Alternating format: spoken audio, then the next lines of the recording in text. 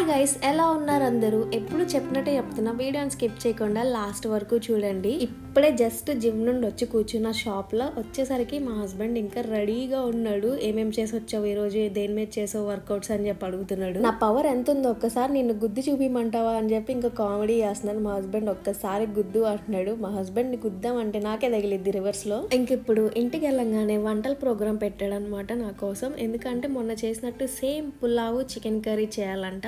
ఇంటికి వెళ్ళంగానే process start చేశాను. ఈ మధ్య చికెన్ వెనిగర్ తో కడగటం మానేశాను. మీలో కొంతమంది చెప్పారు కదా వెనిగర్ తో కడగకుండా పెరుగు, నిమ్మకాయ, పసుపు అలా వేసి కడగండి అని. ఇంకా సేమ్ అంతే వాష్ చేస్తున్నాను నేను చికెన్. షాప్ నుండి వచ్చిందే లేట్ అనుకుంటే ఇంక ఇప్పుడు ఈ వంట చేయడానికి కాస్త టైం పట్టిద్ది. ఎందుకంటే ఇంట్లో మసాలా అయిపోయింది. ఇప్పుడు మళ్ళీ ఫ్రెష్ గా నూరాలి నేను. కానీ టైం పట్టినా గానీ చేస్తాయి. ఎందుకంటే అడిగిందే మళ్ళీ అడుగుతున్నాడంటే టేస్ట్ నచ్చిందనే కదా. ఇంకా అప్పుడు హ్యాపీగా వండి పెట్టచ్చు ఏదైనా గానీ. మా సింబాగాడు అంత బుద్ధికి కూర్చున్నాడంటే ఇప్పుడు వాడి కోసం కూడా చికెన్ ఉడుకుతుందని అర్థం. ఒక పొయ్యి మీద వాడికి చికెన్ పెట్టి ఇంకొక పొయ్యి మీద మా హస్బెండ్ ఏమో చికెన్ అంతా ఉడికే లోపు నాకు టీ పెట్టివు అన్నాడు. ఇంకా చికెన్ మొత్తం వాష్ చేసేసాను. ఇప్పుడు దీన్ని మ్యారినేట్ చేసేస్తాను. ఉప్పు, కారము, పసుపు, కొంచెం ధనియాల పొడి, చికెన్ మసాలా, గరం మసాలా, కొంచెం నిమ్మకాయ పిండుతాను. దాంట్లోనే కొంచెం పుదీనా, కొత్తిమీర, లైట్ గా పెరుగు వేసి మొత్తం బాగా మిక్స్ చేసేసి కాసేపు నేను డీప్ లో పెట్టేస్తాను. అప్పుడు మొత్తం మసాలాలంతా దానికి పట్టేస్తాయి కదా. ఒక టైంలో అయితే అసలు చికెనే కాదు, అసలు నాన్ వెజే టచ్ చేసేదాన్ని కాదు నేను. అది కూడా ఇంట్లో వాళ్ళు తిట్టి పెడతంటే చికెన్ ఓన్లీ గ్రేవీ తినేదాన్ని. పీసులు మాత్రం నా పక్కన ఉన్న వాళ్ళకి ఎవరో ఒకరికి వేసేసేదాన్ని.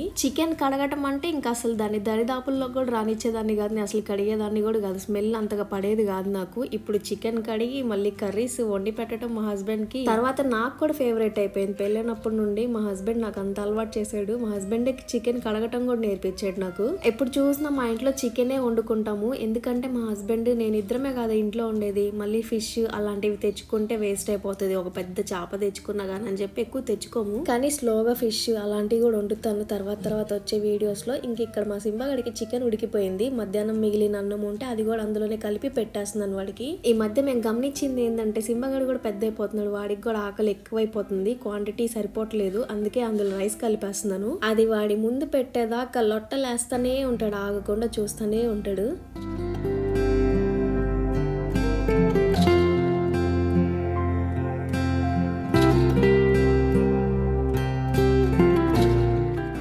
ఇప్పుడు పులావ్ రైస్ కోసం ప్రిపరేషన్ స్టార్ట్ చేశాను. కుక్కర్ గిన్నెలో కొంచెం ఆయిల్ వేసుకొని ఆయిల్ వేడెక్కాక లవంగం, చెక్క, బిర్యానీ ఆకు, ఒక ఇలాచి వేసేసి ఫ్రై చేస్తాను. అది వేగినప్పుడు సౌండ్ వస్తూ ఉంటది కదా. ఇంకా అప్పుడు పొడుగా కట్ చేసుకుని ఉల్లిపాయలు వేసేసి అవి గోల్డెన్ బ్రౌన్ వచ్చేంత వరకు ఫ్రై చేసి అందులో అసలు నేను అల్లం వెల్లుల్లి పేస్ట్ వేయను రైస్ లో. ఉల్లిపాయలు ఫ్రై అయ్యాక జీడిపప్పు వేస్తాను. జీడిపప్పు కూడా కొంచెం గోల్డెన్ బ్రౌన్ వచ్చాక అప్పుడు పచ్చిమిరపకాయలు, టమాటాలు, కొంచెం పుదీనా, కొంచెం కొత్తిమీర వేసి కలుపుతాను. అవన్నీ కొంచెం ఫ్రై అయ్యాక అప్పుడు కొంచెం నేను టేస్ట్కి సరిపడే సాల్ట్ వేసుకొని కలిపేసుకొని కొంచెం బియ్యం వేసేసి ఎంత కావాలో అంత దానికి సరిపడా వాటర్ పోసి ఇంకా కుక్కర్ విజిల్ పెట్టేస్తాను. కావాలంటే కొంచెం గరం మసాలా వేసుకోవచ్చు. నా దగ్గర గరం మసాలా అయిపోయింది, ఈ రోజు వేయలేదు. మామూలుగా అయితే అల్లం వెల్లుల్లి పేస్ట్ వేసుకుంటారు రైస్ లో, కానీ చికెన్ లో అన్నంలో మసాలా ఎక్కువైపోతుందని వేయను నేను. అలా వేసినా కానీ మా హస్బెండ్ కి నచ్చదు. అన్నంలో మసాలా ఎక్కువైపోయిందని చెప్పి ఇష్టంగా తినడు. ఇదంటే కొంచెం మైల్డ్ గా ఉంటది, ఫ్లేవర్స్ బాగుంటది మసాలా లేకుండా రైస్. అన్నం ముందే అయిపోయింది. కర్రీ సగం ఉడికినప్పుడు అన్నం నేను పెట్టేశాను. కొంచెం చల్లారిద్దిలే ఎందుకు వేడివేడిగా అని చెప్పి. ఇంక ఇక్కడేమో మా హస్బెండ్ పెరుగు కలుపుతున్నాడు. హెయిర్ వద్దనే కొద్ది పెంచాడు. ఇప్పుడేమో అలా పెళ్ళిక అవుతుంది. ఈ ఫ్యాషన్ ఇప్పుడుది కాదు, ఎప్పుడుదో. ఇక్కడ పక్కన కనిపిస్తున్న ఫోటోలో సేమ్ అదే గెటప్.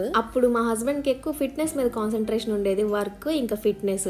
ఆఫీస్ నుండి వచ్చాక ఇంకా వెంటనే జిమ్ కి వెళ్ళిపోయేవాడు పంజాబ్ లో ఉన్నప్పుడు. ఇప్పుడంటే ఫ్యామిలీ మొత్తం అయిపోయేసరికి ఏం చేయలేకపోతున్నాడు. ఇప్పుడంటే కిచెన్ లోకి వచ్చి ఒక హెల్ప్ చేయాలంటే వెంటనే వచ్చి చేయాలి. అప్పుడంటే ఏముంది, సింగిల్ లైఫ్. కాల్స్ మాట్లాడుకున్నామా ఇంకా అయిపోయింది అంతే. ఇప్పుడు పెళ్ళయ్యాక ఎన్ని రెస్పాన్సిబిలిటీస్ ఇవన్నీ తీసుకోకపోతే ఎలా అవుతుంది. ఇంకా ఎంతైనా ఎంగులో ఉన్నప్పుడు చేసే ఎంజాయ్మెంట్స్ వేరు. ఇప్పుడు అలాగే ఎంజాయ్మెంట్స్ చేయాలన్నా గానీ అంత ఎనర్జీ కూడా ఉండదు ఒక వయసు వచ్చేసరికి. అసలు ఇప్పుడున్న మా హస్బెండ్ కి అప్పటికి ఎంత చేంజ్ ఉందంటే, అసలు అప్పుడు ఆ టైంలో ముక్కు మీద ఉండేది కోపం రెడీగా. అప్పుడప్పుడు ఇలా ఇరిటేషన్ చేస్తా ఉండాలి కెమెరా ముందు, లేకపోతే ఇంకా సీరియస్ గా ఫేస్ పెట్టుకొని చూస్తా ఉంటాడు. ఇంకా మీలో కొంతమంది అన్ని ఎప్పుడు నవ్వడు అని చెప్పి మీరు కమెంట్స్ పెడతారు. అందుకే కావాలని చేస్తున్నాను నవ్వుతాడని. మేము ఇలా పులావు, చికెన్ కర్రీ వేసుకున్నప్పుడు పెరుగు చట్నీ చేసుకోము. ఉల్లిపాయలని ఇలాగా రింగ్స్ లాగా కట్ చేసి మా హస్బెండ్ ఏం చేస్తాడంటే పెరుగులో కొంచెం సాల్ట్ వేసేసి ఇవంతా అందులో వేసేస్తాడు. మీరు ఎవరైనా ట్రై చేయకపోతే ఇలా ట్రై చేయండి, బాగుంటది. ఉల్లిపాయలు కొంచెం క్రంచీగా పెరుగు వేసుకొని కలుపుకొని తింటున్నప్పుడు బాగుంటది. ఇంకొకటి అబ్బాయిలకి పెళ్ళయ్యాక కామన్ గా వచ్చే అలవాటు ఏంటంటే ఎప్పుడు చూసినా ఖాళీగా కూర్చుంటే టీలు మాత్రం కన్ఫర్మ్ గా పెట్టిస్తా ఉండాలి. నేను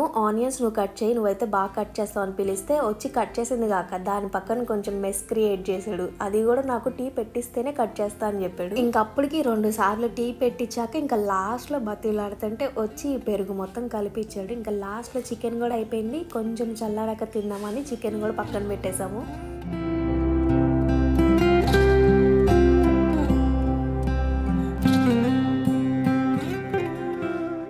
నెక్స్ట్ డే మార్నింగ్ ఇంకా నార్మల్ రొటీన్ స్టార్ట్. షాప్కి వెళ్ళాలి. సింబాగాడికి కూడా అన్నం పెట్టేశాను. ఇంకేం ప్రాబ్లం లేదు. ఒక 1 అవర్ 2 అవర్స్ కూర్చొని వచ్చినా కానీ షాప్ లో ఇంకా వాడు కూడా ఉంటాడు పడుకొని అని చెప్పి ఇంకా నేను వెళ్తున్నాను. షాప్ లో కొన్ని, ఇంట్లోకి కొన్ని. షాప్ లోనేమో ఒక బుడ్డ వాటర్ క్యాన్, ఇంట్లోకేమో ఒక పెద్ద వాటర్ క్యాన్. దేనికి దానికి మొత్తం సెట్ చేసుకుంటాము. మళ్ళీ షాప్ లో వాటర్ ఎక్కువ తాగేస్తూ ఉంటాం కదా ఎక్కడనుకో ఉంటామని.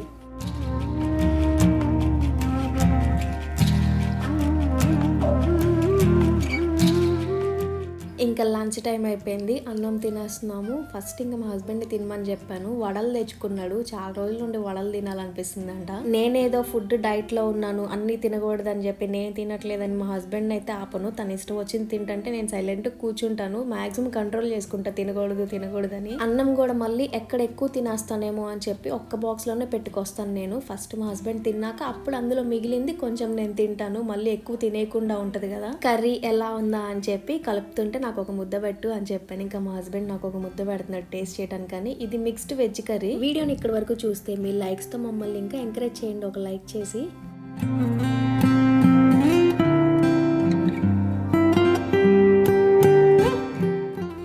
బాగున్నాయి. స్పైసెస్ అన్ని ఎక్కువ లేకుండా సింపుల్గా ఉంది కర్రీ. టేస్ట్ చాలా బాగుంది. కానీ మా హస్బెండ్ ముక్కలు ఎక్కువ తినడు. అందుకే నేను ఉండి ముక్కలు ఎక్కువ పడేవాక నేను తింటాలే అని చెప్పాను. మా హస్బెండ్ తిన్నంత వరకు తిన్నాడు. ఇంకా నాకు వద్దు అంటే కొంచెం నాకు కలిపిచ్చాడు అన్నము. ఒక మూతలో వేసి ఇచ్చేసి నేను స్పూన్తో తినేస్తాలే అని చెప్పాను. ఇలా తింటా ఉంటే ఒకప్పుడు చిన్నప్పుడు ఫ్రెండ్స్తో కూర్చొని తింటూ ఉండేవాళ్ళం కదా. మేమైతే స్కూల్లో లంచ్ టైం అయిందంటే గ్రౌండ్లోకి వెళ్ళిపోయి ఒక 8-10 మంది క్లాస్లో వాళ్ళందరం కలిసి ఒక రౌండ్ కూర్చునే వాళ్ళం. అప్పుడేమో ఫుడ్ వాల్యూ అంత తెలిసేది కాదు. ఇంట్లో వండే కర్రీస్ నచ్చక మేమేం చేసేవాళ్ళం అంటే చిన్నపిల్లలం కదా, మనకేమో అంత నాలెడ్జ్ ఉండదు. ఫుడ్ అదంతా వేస్ట్ చేయకూడదని గ్రౌండ్లో గుంటలు దోవేవాళ్ళమి. ఇంకా అన్నం అంతా అందులో కలిపేసి పెట్టేసేవాళ్ళమి. కొంతమంది బ్యాచ్ ఇలా చేస్తేనేమో కొంతమంది వ్యాన్ ఎక్కాక ఎప్పుడెప్పుడు ఎక్కడెక్కడ పడేద్దామా అని చెప్పి వెయిట్ చేస్తూ ఉండేవాళ్ళు బాక్సులు రెడీగా పట్టుకొని. అప్పుడేమో అసలు తెలిసేది కాదు కదా ఫుడ్ వాల్యూ అంతగా. తర్వాత గ్రౌండ్లో వీళ్ళందరూ చేస్తున్నారని చెప్పి తెలిసి మా ప్రిన్సిపల్ సిస్టర్ అందరికీ ఒకసారి వార్నింగ్ ఇచ్చి అసెంబ్లీలో ఇంకప్పటి నుండి బయట కూడా కూర్చొని ఇవ్వలేదు. గ్రౌండ్లో ఎవ్వరు కూర్చొని తినడానికి ఎలో లేదని. ఏదైనా కానీ తెలిసి తెలియని వయసులో ఎన్నో మిస్టేక్స్ చేస్తూ ఉంటాం. కానీ ఏజ్ పెరిగే కొద్దీ అన్నిటి వాల్యూ తెలిసి వస్తూ ఉంటుంది. ఒక 2 minutes కూర్చో, నేను కాసేపు అలా 2 నిమిషాలు పడుకుంటాను, తర్వాత వెళ్దులే ఇంటికి అనేసరికి ఇంకా నేను కూర్చొని చూస్తూ ఉన్నాను.